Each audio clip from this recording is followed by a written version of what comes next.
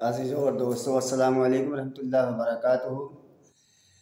حضرات، عقیدے سے متعلق بہت ساری باتیں آپ حضرات کے سامنے پیش کی جا چکی ہیں، کچھ باتیں رہ گئی ہیں جس کا ٹائٹل ہے بعض بڑے بڑے گناہ جن پر سختی، بہت بڑی سختی آئی ہے۔ تو آئیے شروع کرتے ہیں۔ بسم اللہ الرحمن الرحیم۔ خدا سے شرک کرنا، ناحق خون کرنا، خواہ کسی طرح ہو، ٹونا ٹوٹکا، جادو منتر سے ہو یا بذریعہ عمل، سب اسی خون میں داخل ہیں۔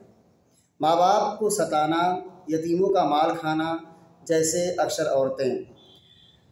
بعد شوہر کے مرنے کے تمام مال و جائیداد پر قبضہ کر کے چھوٹے بچوں کا حصہ اڑاتی ہیں، لڑکیوں کا حصہ میراث کا نہ دینا، اور زمینداروں کا ظلماً کسی سے کام لینا، ہری بیگاری لینا، زمیندار و کاشتکار کو خودرو گھاس وغیرہ رکھنا، دوسرے کے مویشی یا آدمیوں کو چرنے چھیلنے نہ دینا، قدرتی چشمے اور سوتوں اور دریاؤں کی مچھلی کسی کو پکڑنے نہ دینا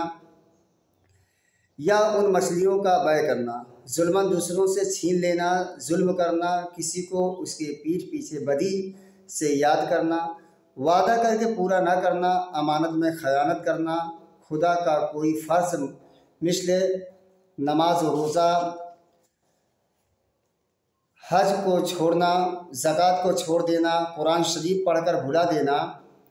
جھوٹ بولنا، خدا کے سوا کسی کے قسم کھانا یا اس طرح قسم کھانا کہ مرتے وقت کلمہ نصیب نہ ہو، ایمان پر خاتمہ نہ ہو، بلا عذر نماز قضا کر دینا، کسی مسلمان کو کافر، بے ایمان وغیرہ کہنا، چوری کرنا، بیاج لینا، اور بیاج صرف اسی کو نہیں کہتے کہ کچھ روپے دے کر کچھ دنوں کے بعد اس سے زیادہ روپیہ لے، بلکہ قرض دے کر جو بھی نفع حاصل کرے گا سب بیاج ہے۔ مثلاً اس کے دباؤ سے کام لینا یا مزدوری کم دینا، اسی طرح رہن سے فائدہ حاصل کرنا، خواہ کسی طرح سے ہو اس کو برد کر دینا، یا زمین کو کاشت کر کے یا باغ وغیرہ کے پھل پھول کو بیچ کر مکان میں رہ کر، سب بیاج سے۔ اسی طرح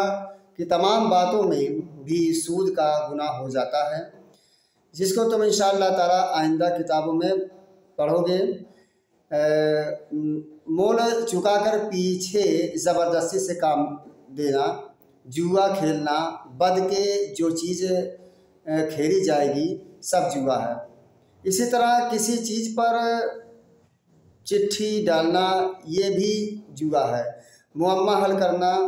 کافروں کی رسمیں کرنا، قدرت ہونے پر نصیحت نہ کرنا، کسی کا عیب ڈھونڈنا، حق میراث کا خیال نہ کرنا، لڑکیوں اور بہنوں کو ترکہ سے محروم کرنا، نابالغ کے مال سے رسماً یا نام کے لیے دنیا کی ملامت کے ڈر سے خلاف شریعت خرچ کرنا،